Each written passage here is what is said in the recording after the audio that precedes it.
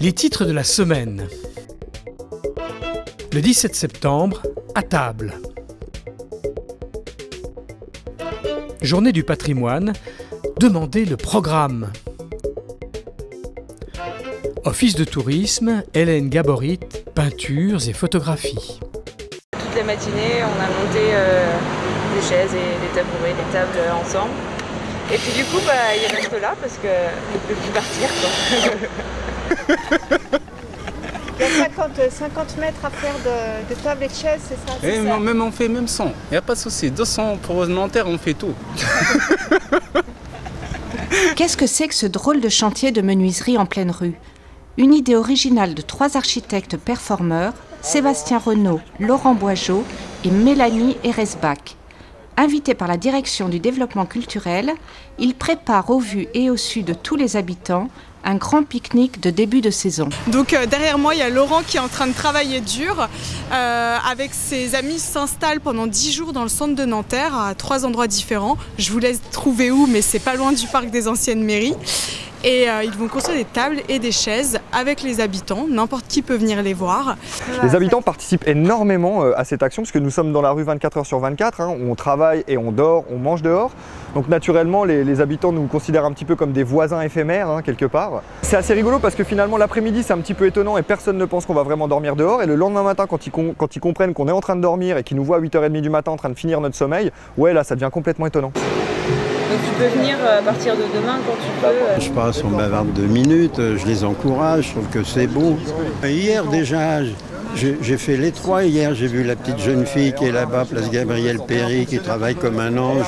Elle est belle comme tout en plus. Ça vaut la peine de voir qu'elle va dormir dehors comme ça. Puis après, son collègue qui est là-bas devant la maison de la musique. Mais lui, il a prévu déjà les 2 oreillers pour les passagères d'occasion. Tout ça, c'est pour préparer un grand pique-nique qui a lieu le samedi 17 septembre dans le parc des anciennes mairies. Vous pouvez venir dès l'après-midi, il y aura différentes animations, des rencontres, des siestes musicales, des jeux, un spectacle. Et à partir de 19h, tous à table, tous sur une immense table qui est en train de se construire en ce moment. Et puis voilà, tout le monde peut amener à manger ou acheter sur place, se retrouver et profiter aussi d'un concert gratuit juste après. Les prochaines journées européennes du patrimoine auront lieu les samedis 17 et dimanche 18 septembre.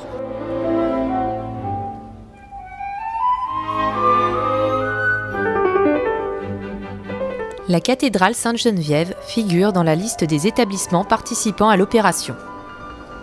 Pour la visite libre, rendez-vous le samedi 17.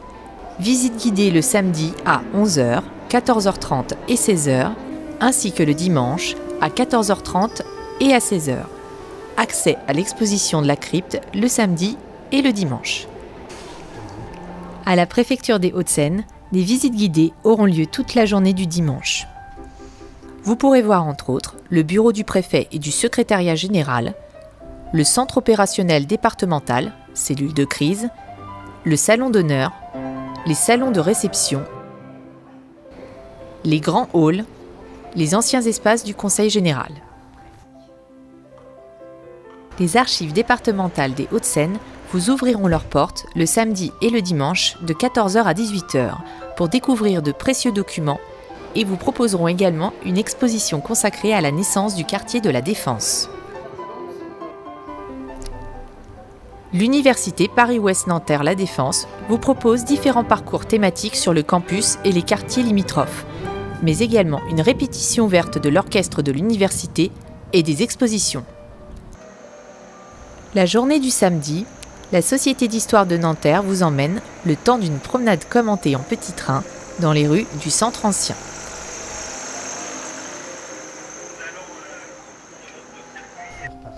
Enfin, toute la journée du dimanche, parcourez les bords de Seine lors d'une promenade découverte.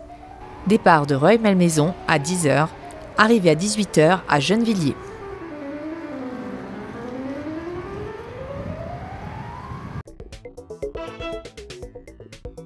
Il a beau toujours être un peu en vacances, il n'échappe pas à la règle pour autant.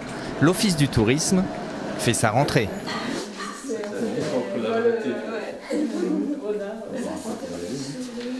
Une nouvelle saison commence pour l'Office du tourisme qui a choisi de rompre la trêve estivale en proposant à ses visiteurs une exposition des toiles d'Hélène Gabory.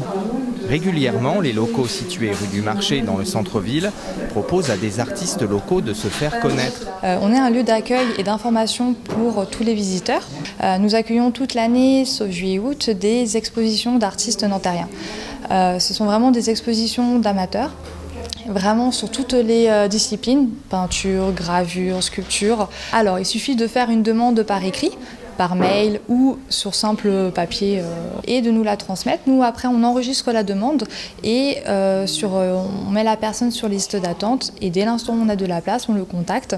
On lui fait visiter les locaux pour qu'il connaisse en fait les conditions d'exposition. Asie, Afrique, mais aussi Vendée, Hélène Gabory a beaucoup voyagé avant de revenir s'installer à Nanterre il y a 2 ans. Ce sont de ces pérégrinations que sont nées ces peintures. J'ai un travail qui se fait surtout sur l'île-Dieu. Ma famille est originaire de l'île-Dieu. Il y a une lumière absolument extraordinaire là-bas. Et donc c'est ce que j'essaye de traduire dans cette série assez complète. J'habite Nanterre depuis 2 ans, donc j'ai le plaisir d'habiter dans cette ville que j'aime beaucoup d'ailleurs. Je passe mes vacances à l'île-Dieu, donc les deux s'alimentent. Et puis j'ai envie de montrer mon travail, j'ai envie de montrer un petit peu des choses moins citadines pour faire rêver aussi, et puis pour voir les choses différemment. Donc, j'ai pas encore attaqué la peinture sur le Nanterre. Moi, j'aimerais bien peindre le marché notamment, parce que je trouve ça très foisonnant. Mais il faut que je m'y installe. C'est intéressant de voir les différences, donc voir le style là-bas qui est complètement différent au style ici. Et je pense, quand on voit quelques tableaux là qui reflètent un petit peu la période qu'elle est passée en Afrique, mais voilà, donc on est assez impressionné. On n'a pas vu avant, donc c'est la première fois qu'on voit le peintre. Pour découvrir l'exposition de peinture et photographie baptisée Murs et Verdure, vous avez jusqu'au 24 septembre. La suite en bref. Les 1001 visages de la Défense. Visite de tours, activités sportives, lieux insolites cachés sous la dalle, animations culturelles. Du 19 au 23 septembre, la Urban Week Paris-La Défense propose de découvrir le quartier d'affaires sous un autre angle. Tout le programme sur nanterre.fr. A plus dans le bus. Des bus articulés sur la ligne 258, une nouvelle ligne pour relier la gare Nanterre-Université à celle de Saint-Germain-en-Laye, un nouvel itinéraire pour le 163, 3 nouveaux changements pour faciliter les déplacements des usagers. Tours et détours, histoire de la Défense, 1889-1989. C'est la nouvelle exposition proposée par les archives départementales. Elle propose de balayer 100 ans de métamorphose de ce secteur emblématique de l'Ouest parisien. À voir jusqu'au 30 juin 2017, du lundi au vendredi, de 9h à 18h. Tout de suite, la question de la semaine. De nouvelles mesures de sécurité sont prévues cette année dans les écoles, notamment un exercice attentat-intrusion. Selon vous, quel impact cela peut-il avoir sur le niveau d'anxiété des élèves ? Un programme d'apprentissage de prévention contre l'attentat ne peut avoir qu'un effet sécurisant. Parce que si on se tait, les enfants vont entendre parler autour d'eux des attentats, ils vont voir à la télévision des tragédies, et si les adultes se taisent, ils vont fantasmer. Et quand on est enfant, on fantasme dur. Donc ils vont fantasmer des choses effrayantes, alors qu'au contraire, si on leur explique et si on leur apprend des comportements comme le font tous les pays en guerre, ça sécurise énormément les enfants. L'explication, il y a un danger, mais on sait ce qu'il faut faire pour se protéger du danger. Voilà, on va vous apprendre à le faire. Tous les pays en guerre font ça, je pense au Proche-Orient, au Liban, ça sécurise énormément les enfants. C'est le silence qui peut occasionner des angoisses, ou alors la manière d'en parler. Si les adultes en parlent, comme après l'attentat des Twin Towers de Manhattan, de 2001, si les adultes en parlent de manière effrayée, ils vont être effrayants pour les enfants. Et là, ça va communiquer une angoisse. Si les adultes n'en parlent pas, ça va provoquer une angoisse chez les enfants. Qu'est-ce que c'est que ce mystère? Pourquoi est-ce qu'on ne m'explique pas? Donc le seul moyen, c'est d'en parler sans angoisse, en expliquant aux enfants comment il faut s'y prendre pour surmonter le danger. Et là, tous les pays en guerre arrivent à la conclusion que c'est la bonne méthode et que ça ne provoque pas d'angoisse. Merci de votre attention et rendez-vous le 19 septembre.